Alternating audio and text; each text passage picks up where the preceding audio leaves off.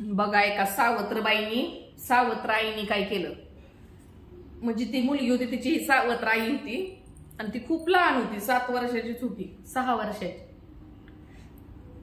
तर ती 6 वर्षाची मुलगी म्हणल्यावर बिछाना ओला करत असणार ना.